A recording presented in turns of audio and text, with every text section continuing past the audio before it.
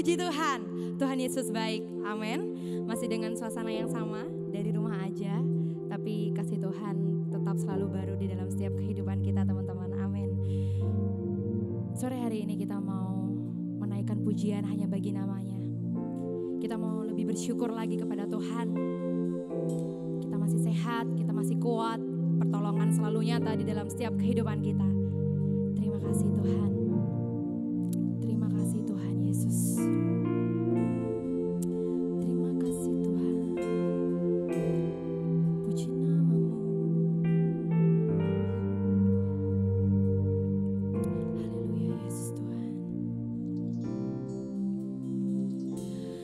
Lord, I give you my heart. I give you my soul.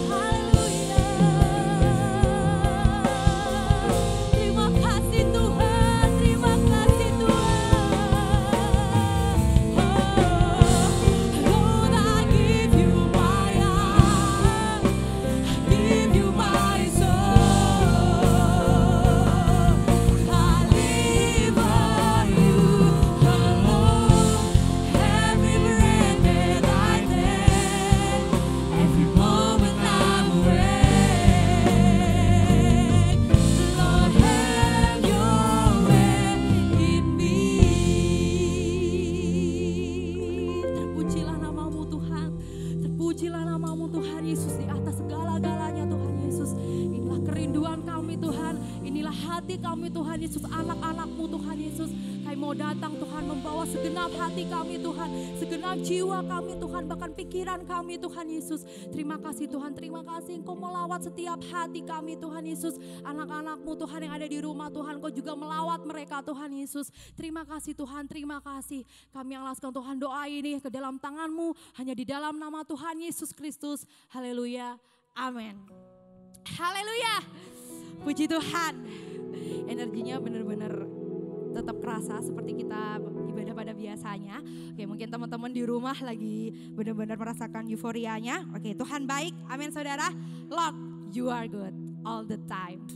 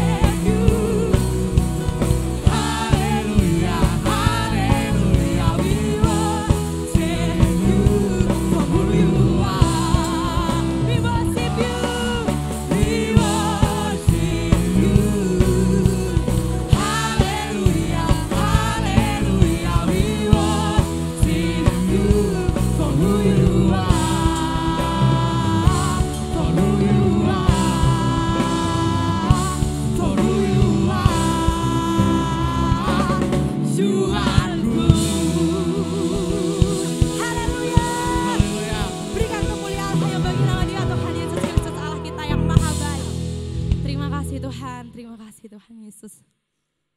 Terima kasih Tuhan. Terima kasih Tuhan Yesus. Puji namamu Tuhan. Haleluya. Haleluya. Haleluya. Yesus. Puji Tuhan Yesus. Sebentar kita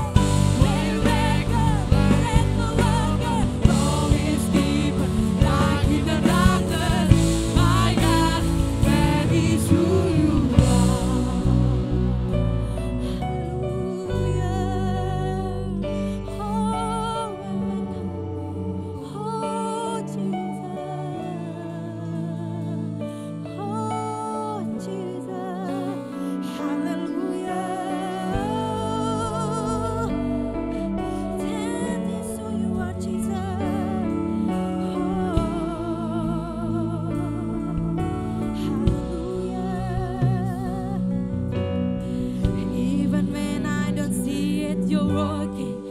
Even when I don't feel it, you're working. You never stop working. You never stop working. Even when I don't see it, you're working. Even when I don't feel it, you're working. You never stop working. You never stop working. Even when I don't see it, you're working. Even when I don't feel it, you're working. You never stop working. Yes, you never stop working. Even when I don't feel it, you're working. Even when I don't feel it, you're working. You never stop working. You never stop working. Miracle working, promise keeper, light in the darkness. My God, that is who you are. Amen. Miracle working, promise keeper, light in the darkness. My God, that is who you are. Pekerjaan selanjutnya saya serahkan kepada hamba-Nya. Miracle working, promise keeper, light in the darkness. My God, that is who you are.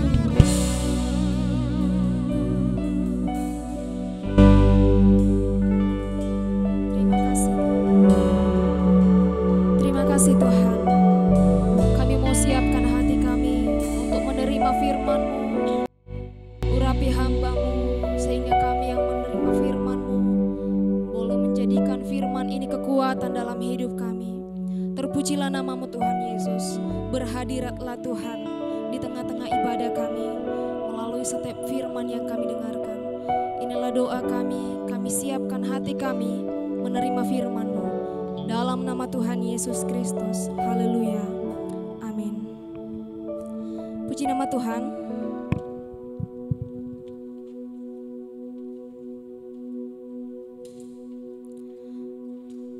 Bersyukur kalau hari ini kembali lagi kita mengadakan ibadah. Sekalipun mungkin kita mengadakan bersama-sama, teman-teman yang lain ada di rumah, dan kita sebagian teman-teman pelayan di tempat ini boleh melaksanakan ibadah. Teman-teman, melalui setiap pujian penyembahan yang kita sudah naikkan, semuanya berbicara tentang penyembahan kepada Tuhan. I worship you. Mengapa kita bisa mau menyembah Tuhan? Karena kita merasakan bahwa Allah yang kita sembah Allah yang hidup. Amin. Puji nama Tuhan. Hari ini tema yang sudah diberikan dari para pengurus kaum muda, Waymaker. Nah, pembuat jalan. Teman-teman pernah melalui jalan yang sangat menanjak ke atas, terus di samping kiri atau kanan dari perjalanan itu yang terdapat hanya sebuah jurang yang dalam. Pernah melalui? Atau pernah enggak teman-teman lihat sebuah jembatan gantung yang menghubungkan antara gunung yang satu ke gunung yang satunya lagi. Lalu tidak terlihat, tidak nampak dasar jurang. Mungkin kita pernah melalui ya, sebagian. Dan mungkin teman-teman yang ada di rumah menjawab, oh saya kak, tapi dalam mimpi. Ya. Nah, teman-teman, pertanyaannya, siapa yang membuat jalan yang seperti ini? Siapa yang bisa membuat jalan yang bisa menanjak ke gunung?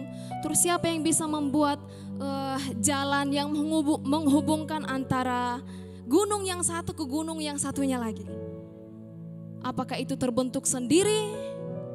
Ataukah itu karya manusia? Karya manusia ya. Nah, teman-teman, manusia itu hebat. Tuhan beri kemampuan yang luar biasa dalam hidup mereka.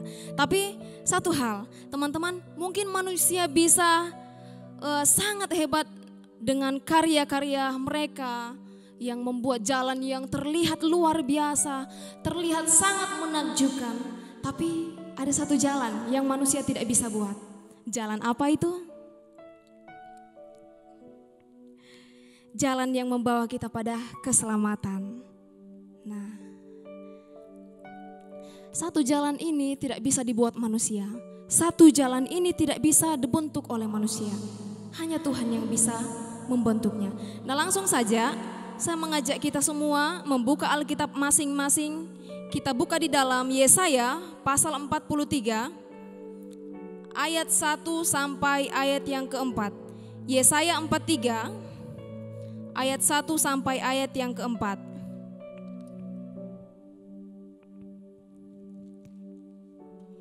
Saya akan bacakan.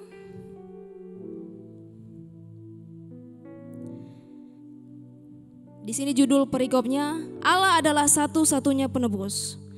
Tetapi sekarang beginilah firman Tuhan yang menciptakan engkau, hai Yakub, yang membentuk engkau, hai Israel.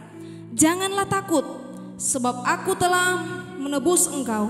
Aku telah memanggil engkau dengan namamu, engkau ini kepunyaanku. Apabila engkau menyeberang melalui air, aku akan menyertai engkau. Atau melalui sungai-sungai, engkau tidak akan dihanyutkan.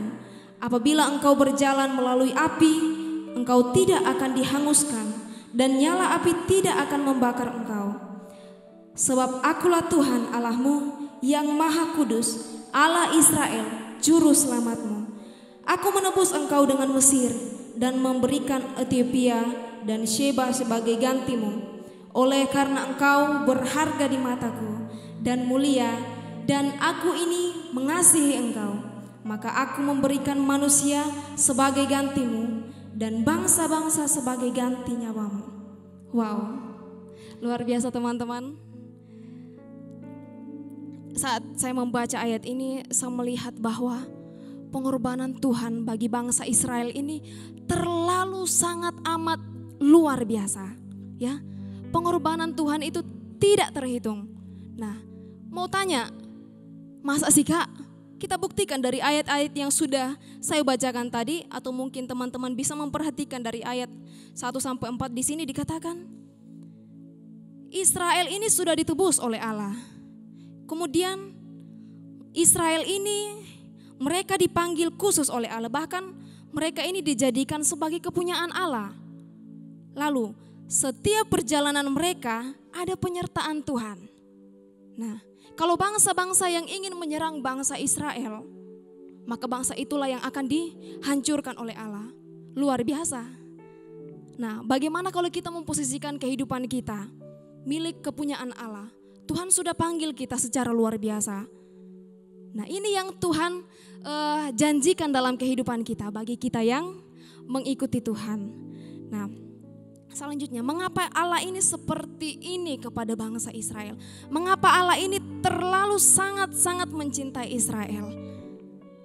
Jawabannya lagi di ayat yang keempat. Dikatakan di sini ayat 4, Aku oleh karena engkau berharga di mataku, oleh karena engkau berharga di mataku dan mulia, dan aku ini mengasihi engkau, maka aku memberikan manusia sebagai gantimu. Ada pengorbanan demi menebus bangsa Israel. Nah, teman-teman, sangat nyambung dengan setiap pujian-pujian yang sudah kita dengarkan tadi. Sangat nyambung. Dalam pasal sebelumnya dituliskan bahwa Yakub dan Israel ini tidak mau taat kepada Allah, tidak mau taat kepada jalan-jalan Allah. Sekalipun Allah sudah menghajar mereka, sekalipun Allah sudah menghukum mereka dengan banyak hal kepada bangsa Israel, tetapi mereka tetap keras kepala. Tapi masuk di pasal 43 di sini dikatakan bahwa aku sudah menebus engkau. Luar biasa. Mengapa sih kok Tuhan ini malah menebus dosa bangsa Israel? Mengapa Tuhan tidak menghukum bangsa Israel? Tidak usah dijadikan milik kepunyaan. Karena Tuhan sudah berjanji, karena Tuhan sudah menetapkan pilihannya kepada bangsa Israel. Begitu juga dengan teman-teman semuanya, begitu juga dengan kita semuanya. Tuhan sudah menetapkan kita sebagai anak-anak Allah. Oleh sebab itu, Dia menjadikan kita sebuah perjanjian yang luar biasa. Amin. Nah, masuk pasal 43 ini, Allah telah menebus mereka. Nah, teman-teman, saat bangsa Israel berada di Mesir, bangsa Israel mengalami tekanan-tekanan dari Mesir. Bangsa Israel mengalami kesakitan, siksaan, karena mereka dijadikan budak. Budak ini melebihi dari yang namanya pembantu. Sampai kamu harus diinjak-injak, tidak berharga. Nah, kita mau gambarkan lagi, Tuhan itu luar biasa. Menghajar bangsa Israel, tapi kok bangsa Israel tuh tidak jerah ya. Selama bangsa Israel berada di Mesir, Tuhan melihat mereka. Tuhan melihat setiap penderitaan mereka. Tuhan melihat jeritan mereka. Lalu Allah memberikan seorang pemimpin yang menuntun bangsa Israel keluar dari Mesir. Nah, begitu juga dengan kehidupan kita. Allah memberikan kita seorang anak manusia untuk menuntun kita keluar dari Mesir-Mesir itu. Nah, kita yang tadinya buta, teman-teman, kita yang tadinya buta, tidak tahu mau jalan kemana, serba salah kehidupan kita.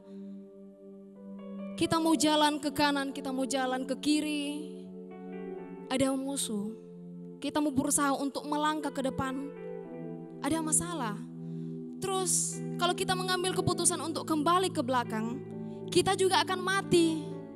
Seolah-olah dalam kehidupan kita itu tidak ada lagi jalan keluar. Ya, kita mau lewat kemana lagi? Nah, di sini waktunya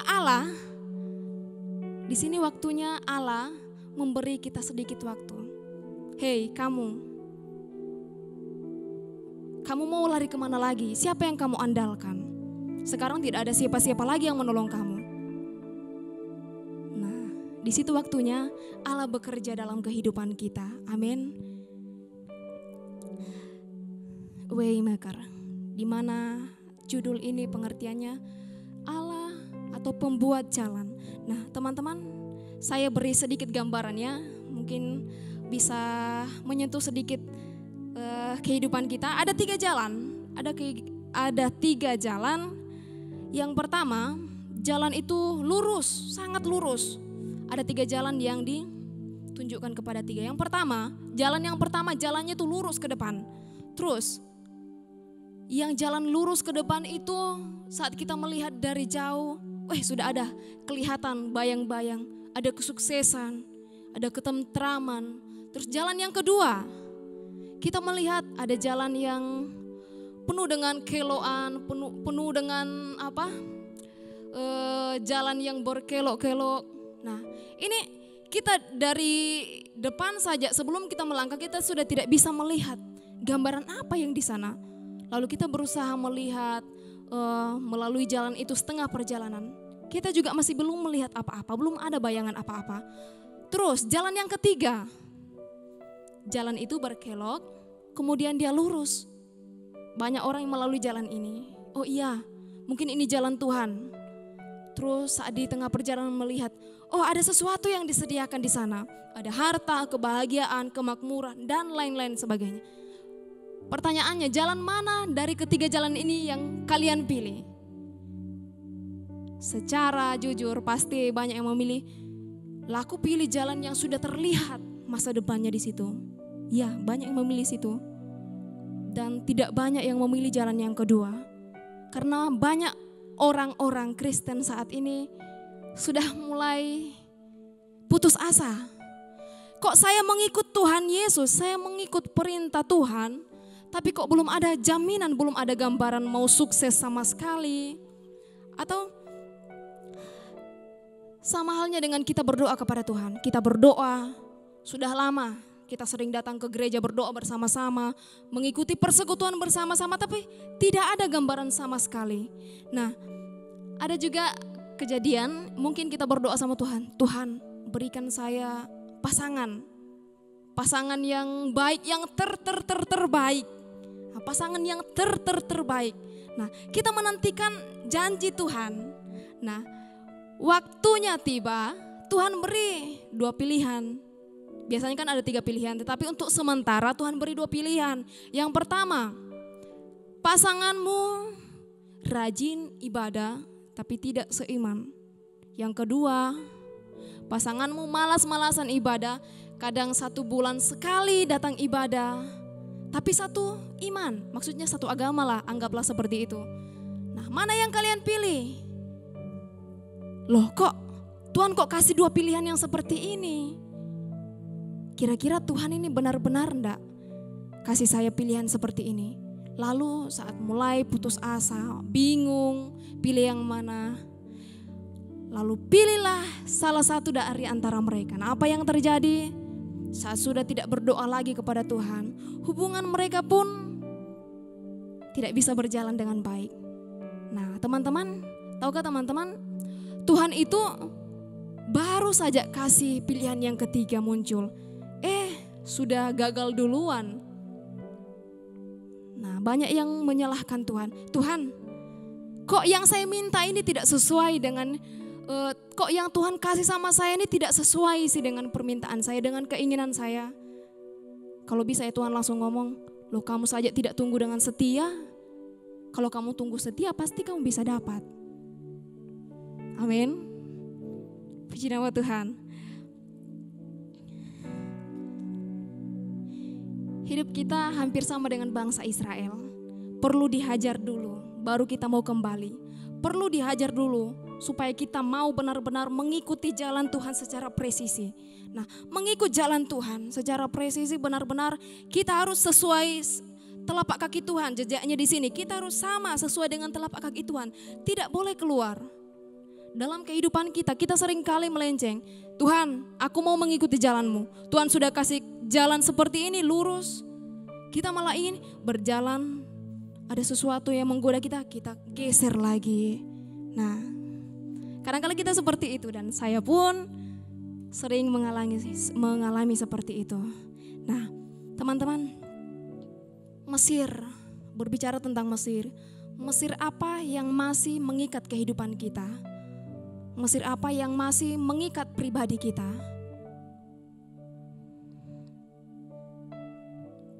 Entahkah kebiasaan-kebiasaan kita, perasaan batin kita, masalah batin dalam kehidupan kita. Entahkah ini kita masih memelihara yang namanya suka iri hati sama orang lain, suka menjudge orang lain. Bahkan kita suka gengsian. Loh, temanku loh pakai baju yang harganya segini-segini. Masa mama tidak mau berikan saya uang supaya saya bisa beli baju yang harganya melampaui teman saya. Terus Mesir yang masih mengikat kita, keinginan hawa nafsu dan lain-lain, saya tidak tahu. Hanya Tuhan dan saudara yang tahu apa yang sedang mengikat saudara hari ini. Nah, tapi teman-teman,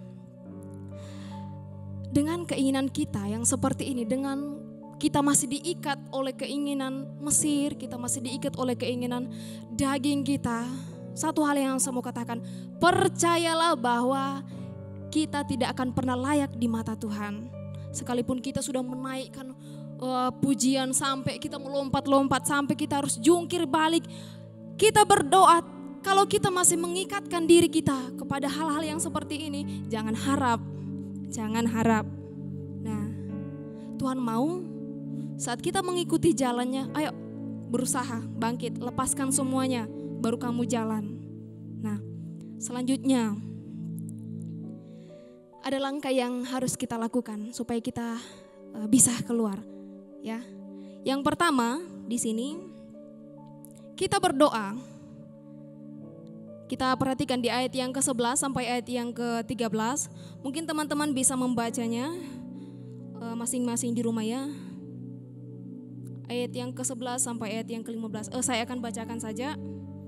Di sini dikatakan, Akulah Tuhan dan tidak ada juru selamat selain daripadaku. Akulah yang memberitahukan, menyelamatkan dan mengabarkan, dan bukannya Allah asing yang ada di antaramu. Kamulah saksi-saksiku, demikianlah firman Tuhan, dan akulah Allah.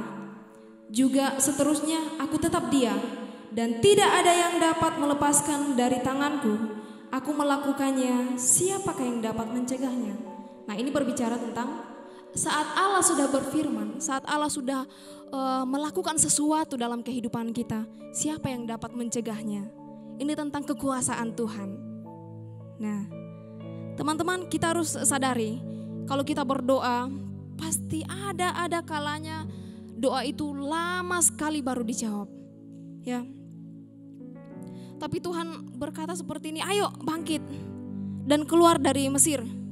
Percayalah, saat Tuhan berkarya, siapa yang bisa mencegah? Yang kedua, kita harus mulai bertindak. Nah, teman-teman, saat kita mulai berjalan sesuai dengan yang Tuhan perintahkan kepada kita, ayo ikuti jalanku. Saat kita sudah mulai berjalan, yakin dan percaya dan tidak bisa dipungkiri, saat kamu berusaha menjauhkan diri dari keinginan bahkan kebiasaan buruk itu, ada saja sesuatu yang membuat kita berusaha untuk kembali. Saat kita berjalan, ada orang yang memancing emosi kita. Tiba-tiba saya ingin memukulnya, saya ingin membalas orang itu. Nah, saat ada orang yang mengajak kita keluar dan melakukan hal-hal yang tidak berkenan dengan Tuhan, rasanya aku ingin dan tidak bisa dipungkiri. Kalau kamu mengikuti itu berarti kamu mulai gagal lagi. Tapi Tuhan berkata, ayo bangkit, berjalan. Bangkitlah dan berjalan, tanggalkan semuanya. Kalau kamu mau mengikuti aku, jalan, ayo.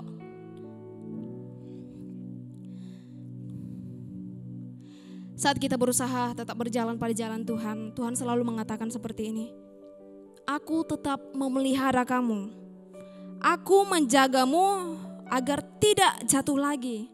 Nah, aku menghalaukan semuanya dari jalanmu. Air, sungai, api, dan nyala api, ini bicara tentang persoalan dan masalah yang besar. Tapi di balik itu, ada janji Tuhan yang Tuhan nyatakan dalam hidup kita. Kita perhatikan ayat yang ke-16, 18 dan yang ke-19. Di situ dikatakan, Ia membuat jalanmu sekalipun bagi manusia itu tidak mungkin, sekalipun bagi kita itu tidak mustahil. Tidak mustahil, sekalipun bagi kita itu mustahil, ya.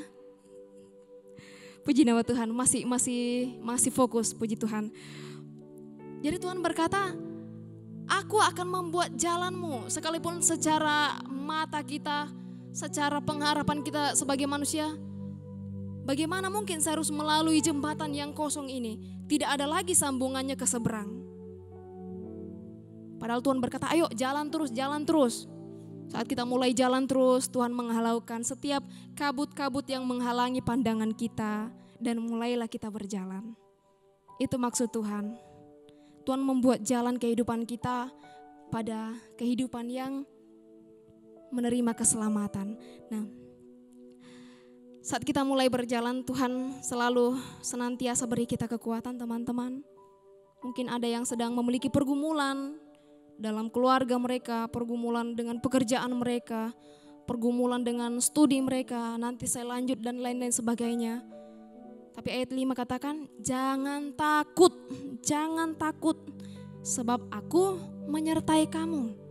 Saat kamu mengandalkan Tuhan untuk berjalan, kemanapun kamu berada, selagi itu berkenan di hadapan Tuhan, Tuhan berkata jangan takut, aku menyertai kamu. Bahkan jalan-jalan kerikil pun yang kamu lalui, aku halaukan dari kakimu supaya kakimu tidak terluka. Ayat terakhir, ayat yang terakhir kita lihat ayat yang ke-7, kembali ke ayat yang ke-7. Ayat yang ke-7 saya bacakan. Semua orang yang disebutkan dengan namaku, yang kuciptakan untuk kemuliaanku, yang kubentuk dan yang juga kujadikan. Wow, maksudnya ini teman-teman, semua orang yang disebut dengan namaku. Nah, artinya orang itu punya hubungan dengan Allah.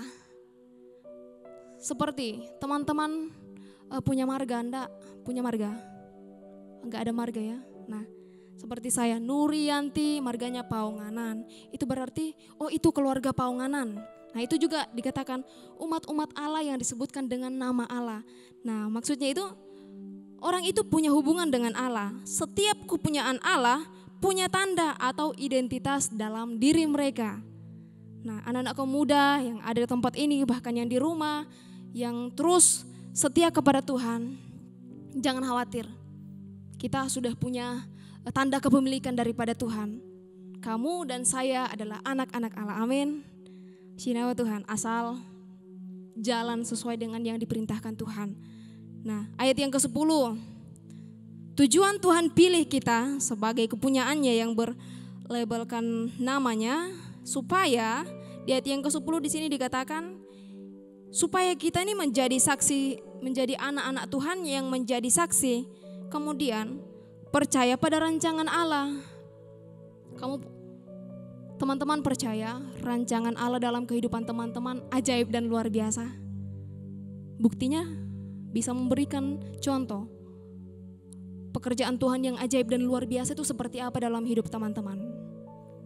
Oh saat saya dalam perjalanan, saya dijauhkan dari mara bahaya. Teman saya yang di samping kanan kiri sudah jatuh semua, kecelakaan dan lain-lain semuanya. Cuman saya yang bisa selamat dengan kendaraan saya. Itu rancangan Tuhan, itu penyertaan juga. Penyertaan Tuhan juga dalam kehidupan teman-teman. Nah, kemudian yang selanjutnya, agar kita anak-anak Tuhan bisa mengerti dan memahami kalau dalam dunia ini tidak ada Allah lain selain Allah yang kita sembah, Tuhan Yesus. Ya, jadi jadikan Tuhan kita itu sebagai pribadi yang benar-benar nyantol dalam hidup kita, melekat dalam kehidupan kita. Bagi yang dengar firman ini, tidak ada jalan lain yang mampu menebus dosa kita selain jalan dari Allah, jalan dari Tuhan Yesus. Mengapa penulis dari lagu yang berjudulkan Waymaker ini menuliskan kata-kata yang indah? Nah, pernah enggak selidiki? Ya karena dia mengalami semua yang dia tulis, dia alami. Orang ini berasal dari Nigeria. Dia mengalami semua, makanya dia tulis banyak lagu-lagunya yang bisa memberkati orang. Tetapi satu lagu ini yang sangat banyak memberkati orang, yang bisa menyatakan bahwa Tuhan itu saat mataku dibutakan oleh dunia, Tuhan membuka semuanya dan memperlihatkan jalan yang Tuhan sediakan dalam hidup saya. Saat saya berjalan, Tuhan menyediakan sesuatu yang sangat dahsyat. Saya berjalan dalam mujizat Tuhan. Saya yang tadinya dalam kegelapan, Tuhan tarik sekalipun itu saya harus melalui kesakitan dulu, baru saya mengalami menikmati terang itu. Begitu juga dengan kehidupan kita. Saya yakin dan percaya, saat kita mau menghargai Tuhan dalam hidup kita, saat kita mau benar-benar menjadikan patokan dalam kehidupan kita, menjadikan Tuhan nyantol, menghidupkan Tuhan dalam kepribadian kita, yakin dan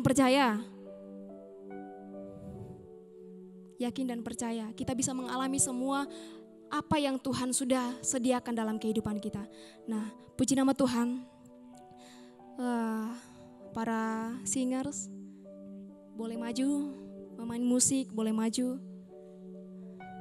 Firman Tuhan yang kita dengarkan tidak seberapa panjang ya, tapi satu keyakinan kita harus menjadikan Tuhan patokan utama dalam kehidupan kita. Puji nama Tuhan. Kita naikkan pujian Ku Berikan Hatiku. Sesuatu yang paling berharga yang kita berikan kepada Tuhan adalah hati kita. Puji nama Tuhan. Makasih Tuhan Yesus. Makasih Tuhan.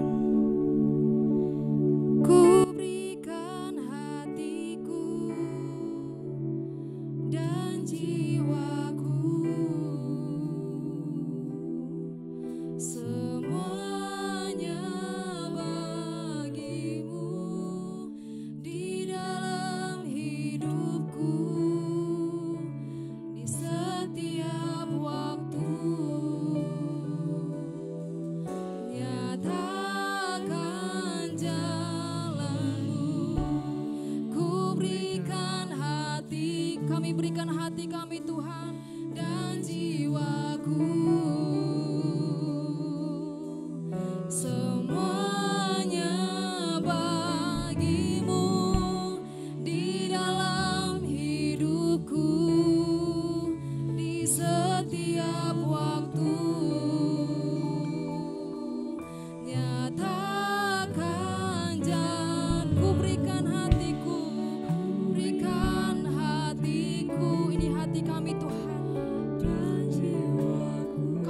serahkan semuanya kepadamu.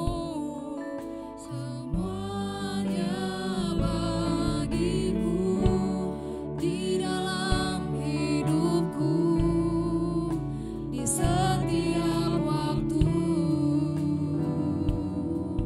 Nyatakan ku berikan hatiku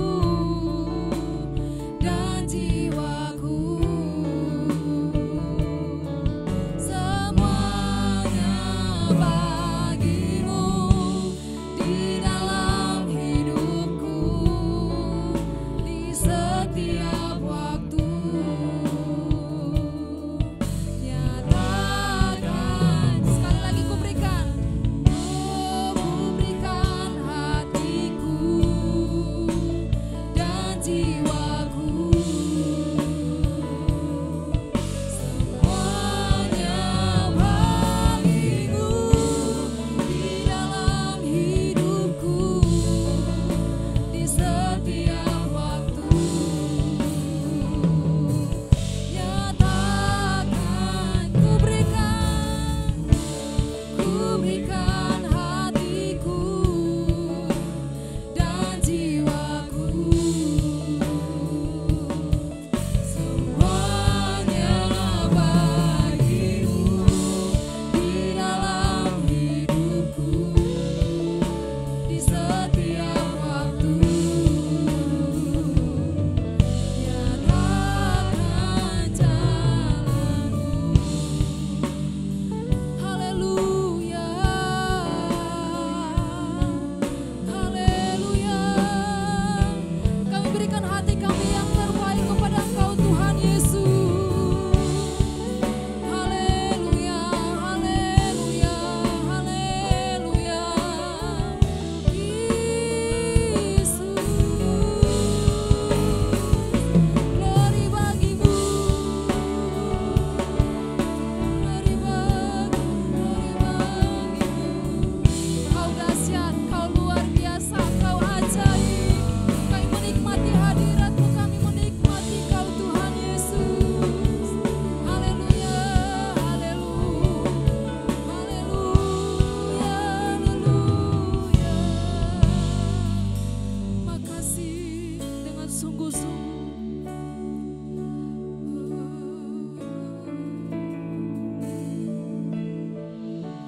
Ku berikan hatiku dan jiwaku. Semuanya bagimu di dalam hidupku, di setiap waktu. Nyatakan jalanmu. Ku berikan hatiku dan jiwaku. Semuanya bagimu di dalam hidupku, di setiap waktu. Nyatakan janjimu. Nyatakan janjimu.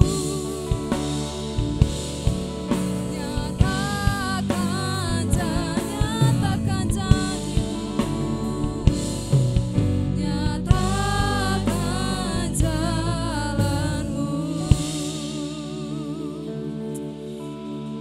Haleluya Yesus, haleluya Tuhan. Kami bersyukur saat hari ini Tuhan, kami menerima anugerah yang daripada Tuhan. Hari ini Tuhan, kami benar-benar merasakan Engkau hadir dalam hidup kami. Oleh sebab itu Tuhan, setiap anak-anak muda yang ada di tempat ini, setiap anak-anak muda yang mengikuti setiap ibadah ini Tuhan, jamah hati kami Yesus. Kami tetap mau berserah kepada Tuhan, sebab satu keyakinan yang kami pegang dalam hidup kami, saat Engkau Tuhan Yesus mengambil kami sebagai kepunyaan-Mu, kami merasakan, kami boleh menikmati bahwa Engkau Tuhan sudah menyediakan sesuatu yang berharga dalam kehidupan kami. Oleh sebab itu Tuhan, berkaryalah dalam hidup kami. Anak-anak muda di tempat ini boleh menjadikan setiap hidup mereka menyenangkan akan nama Tuhan. Terpujilah nama-Mu Tuhan. inilah doa yang kami naikkan. Kami sudah berdoa, semuanya kami kelandaskan ke dalam tangan Tuhan. Roh Kudus-Mu yang bekerja sepenuhnya. Dalam nama Tuhan Yesus Kristus, haleluya. Amin. Tuhan Yesus memberkati.